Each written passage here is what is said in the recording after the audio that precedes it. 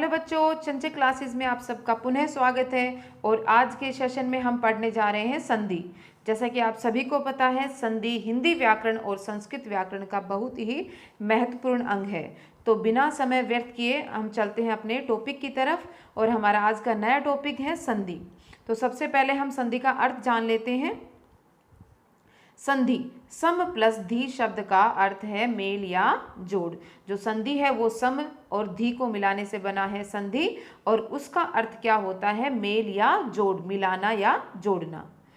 आगे परिभाषा दी हुई है, दो निकटवर्ती वर्णों के परस्पर मेल से जो विकार परिवर्तन होता है वह संधि कहलाता है।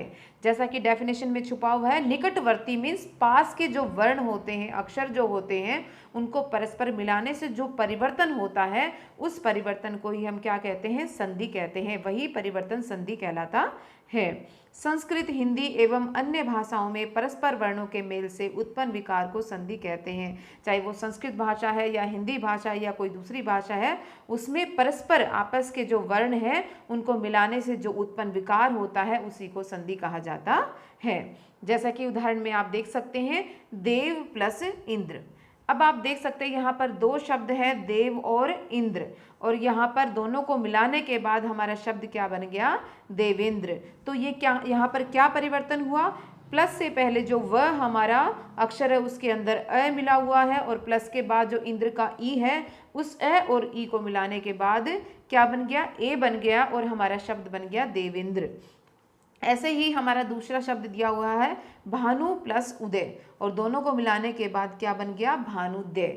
अब यहाँ पर आप देख सकते हैं, प्लस से पहले न के अंदर छोटा ऊ है, और प्लस के बाद उदय में जो स्टार्टिंग में छोटा ऊ है, और दोनों को हमने मिला दिया तो हमारा दीर्घ ऊ बन गया, और हमारा शब्द बन गया भानुदय। तो यही परिवर्तन जो है इसी को हम क्या कहते हैं? संधि कहते हैं। और एक बड़ा ही सुंदर उदाहरण दिया गया है, जिस प्रकार नीला और लाल रंग मिलकर बैंगनी रंग बन जाता है उसी प्रकार संधि एक प्राकृतिक या सहज क्रिया है। यहाँ पर बताया गया है कि जैसे नीले और लाल रंग को हम मिला देते हैं तो वो बैंगनी कलर में चेंज हो जाता है, उसी प्रकार संधि जो है वो प्राकृतिक है, वो सहज है, नेचुरल है। अब चलते हैं संधि के भेद की तरफ। संधि मुख्यतः तीन प्रकार की होती है। मेन जो संधि मानी गई है उसके भेद तीन माने गए हैं। पहला है स्वर संधि, और जिसका दूसरा नाम है अच संधि, अर्थात स्वर संधि को हम अच संधि भी कहते हैं। दूसरा भेद है व्यंजन संधि, जिसको हम हल संधि भी कहते हैं। और तीसरा है विसर्ग संधि। तो सबसे पहले चलते हैं स्वर संधि की तरफ। स्वर संधि अर्थात अच संधि, दो स्वरों के मेल से होने वाले विकार परिवर्तन को स्वर संधि कहते हैं। अब यहाँ पर आपने ध्यान देना है, दो स्वरों के मेल से, यहाँ पर दोनों तरफ क्या होना चाहिए? स्वर होना चाहिए। दो स्वरों का मेल होगा और दो स्वरों को मिलाने के बाद जो परिवर्तन होता है उसको हम स्वर संधि कहते हैं। जैसे कि उदाहरण दिया गया है, विद्या प्लस आलय। तो यहाँ पर आप देख सकते हैं दो शब्द है, विद्या और आलय, और जो प्लस हमारा धन का जो साइन है, प्लस से पहले जो दे है, दे के अंदर आ है, और आले का स्टार्टिंग में आ है, और आ दोनों को हमने मिलाया तो क्या चेंज हो गया? आ में चेंज हो गया। दोनों को हमने प्लस किया तो आ में चेंज हो गया, और हमारा शब्द बन गया विद्यालय। आगे देखिए नियम। अब आपको ये ध्यान रखना है कि जो नियम है, जो रूल है, उनको अपने माइंड में हमेशा याद रखना है, क्योंकि ये एक दूसरा मैथ की तरह है। जिस प्रकार मैथ में फॉर्मूले होते हैं, इसी प्रकार संधि में भी कुछ फॉर्मूले होते हैं, कुछ नियम होते हैं। अगर वो नियम हमें अच्छे से याद है तो हम आसानी से संधि कर सकते हैं। अब यहाँ पर क्या नियम दिया गया है? प्लस के निशान से पहले वाले शब्द का अंतिम वर्ण स्वर हो। अब यहाँ पर ध्यान दीजिए कि प्लस का जो धन का साइन होता है उससे पहले वाला जो शब्द है उसका अंतिम वर्ण वो क्या होना चाहिए? स्वर होना चाहिए। और प्लस के बाद वाले शब्द का प्रथम वर्ण भी स्वर हो, और जो प्लस के बाद जो शब्द है उसका प्रथम वर्ण, ठीक है, तो वो दोनों साइड क्या होना चाहिए? स्वर होना चाहिए। तो ये नियम है। जब हम स्वर संधि करने जा रहे हैं तो उसमें दोनों साइड क्या होना चाहिए? स्वर होने चाहिए, प्लस से पहले भी और प्लस के बाद में भी। अब चलते हैं हम स्वर संधि के भेदों की तरफ कि स्वर संधि जो होती है वो कितने प्रकार की होती है। तो स्वर संधि 5 प्रकार की होती है। नंबर 1 दीर्घ संधि, नंबर 2 गुण संधि, नंबर 3 वृद्धि संधि, नंबर 4 यन संधि, और नंबर 5 अयाधि संधि। तो सबसे पहले हम पढ़ते हैं दीर्घ संधि के बारे में। जैसा कि नाम से ही पता चलता है, दीर्घ, दीर्घ मीन्स बड़ा, दीर्घ संधि। और यहाँ पर एक सूत्र दिया गया है, अकह सवर्णे दीर्घ है, अर्थात अक प्रत्याहार के बाद उसका सवर्ण आए तो दोनों मिलकर दीर्घ बन जाते हैं। अक प्रत्याहार में अ, ई, उ, री, लृ ये वर्ण आते हैं और उनके बाद अगर सेम वर्ण आ जाए तो उनको मिलाते हैं आपस में तो वो दीर्घ बन जाते हैं। अर्थ, दो समान स्वर मिलकर दीर्घ हो जाते हैं, जैसा कि दिया गया है। जैसा कि इधर बताया गया था कि सवर्ण आए, सवर्ण मीन्स समान, तो क्या बताया गया है, दो समान स्वर मिलकर दीर्घ हो जाते हैं। दोनों साइड सेम स्वर होने चाहिए तो उनको प्लस करके हम दीर्घ में कन्वर्ट कर देते हैं। नियम, तो यहाँ पर नियम क्या कहता है, ए आ के बाद ए आ हो तो आ। इसमें क्या है कि प्लस का जो हमारा साइन होता है, प्लस से पहले भी एक शब्द होता है, प्लस के बाद भी, तो क्या बताया गया है कि प्लस से पहले जो हमारा पहला शब्द होता है उसके अंतिम वर्ण के अंदर अगर क्या है, ए या आ, और प्लस के बाद जो हमारा शब्द होता है उसका प्रथम वर्ण जो है या ए या आ हो। कि कहने का भाव ये कि प्लस से पहले ए आ हो या फिर प्लस के बाद ए या आ हो तो दोनों को क्या हो जाएगा, आ हो जाएगा। इसी तरह प्लस से पहले छोटी ई या बड़ी ई है या प्लस के बाद छोटी ई या बड़ी ई है तो उसको क्या हो जाएगा, दीर्घ ई, बड़ी ई हो जाएगा। और ऐसे ही छोटा ऊ या बड़ा ऊ प्लस से पहले हो या फिर प्लस के बाद छोटा ऊ या बड़ा ऊ हो तो दोनों को प्लस करने के बाद दीर्घ ऊ होता है। तो यहाँ पर उदाहरण के द्वारा हम समझते हैं। दीर्घ संधि के कुछ उदाहरण दिए गए हैं यहाँ पर, जैसे कि आप देख रहे हो, पहला अ और आ।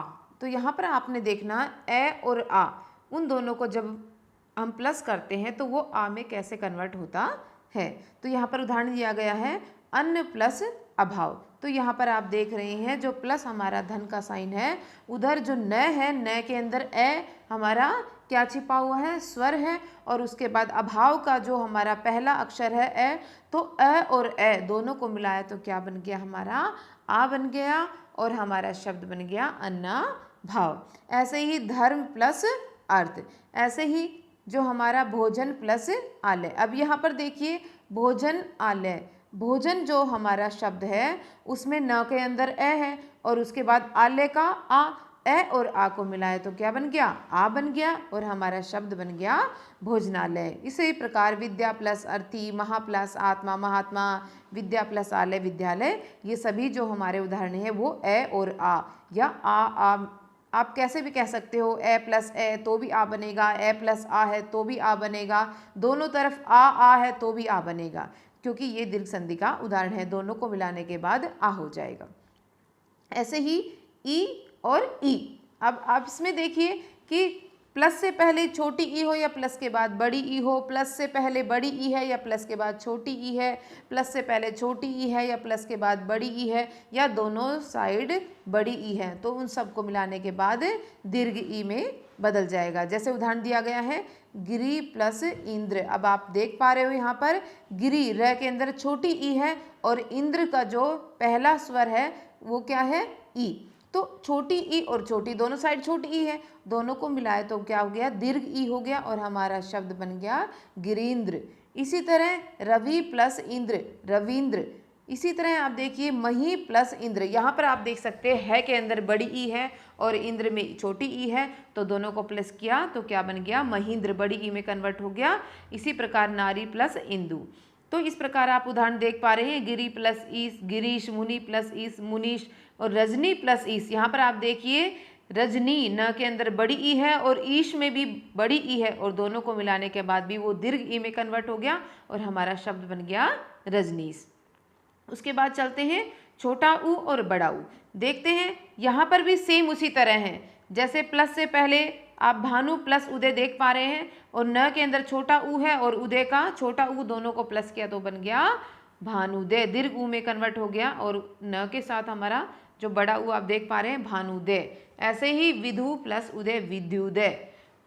आगे देखिए छोटा ऊ प्लस बड़ा ऊ, अम्बु प्लस ऊर्मी। ब के अंदर क्या है, छोटा ऊ है और ऊर्मी का ऊ जो है वो दीर्घ है और दोनों को हमने प्लस किया तो वो किस में कन्वर्ट हो गया, दीर्घ ऊ में कन्वर्ट हो गया और हमारा शब्द बन गया अम्बूर्मी। उसी तरह लघु प्लस ऊर्मी लघुर्मी। अब आगे उदाहरण देखिए, वधु प्लस उत्सव। यहाँ पर आप देख पा रहे हैं वधु ध के अंदर बड़ा ऊ है और उत्सव में ऊ जो है वो क्या है, छोटा ऊ है। और दोनों को जब हमने मिला दिया तो किस में कन्वर्ट हो गया, दीर्घ ऊ में, और हमारा शब्द बन गया वधूत्सव। इसी तरह वधु प्लस उल्लेख वधुलेख, और इसी तरह भू प्लस ऊर्जा। अब यहाँ पर आप देख रहे हो कि भ के अंदर भी बड़ा ऊ है और ऊर्जा का भी बड़ा ऊ है, तो दोनों को मिलाया तो क्या बन गया, दीर्घ। कहने का भाव यही है कि प्लस से पहले चाहे छोटा ऊ है या प्लस के बाद छोटा ऊ है, प्लस से पहले बड़ा ऊ है या प्लस के बाद बड़ा ऊ है, दोनों साइड सेम स्वर होना चाहिए तो वो दीर्घ में कन्वर्ट हो जाएगा। जैसा कि आपने ये उदाहरण आज जाने। तो प्यारे बच्चों, आज के लिए सिर्फ इतना ही। स्वर संधि के दूसरे भेदों के साथ हम नेक्स्ट वीडियो में मिलेंगे, तो तब तक के लिए धन्यवाद।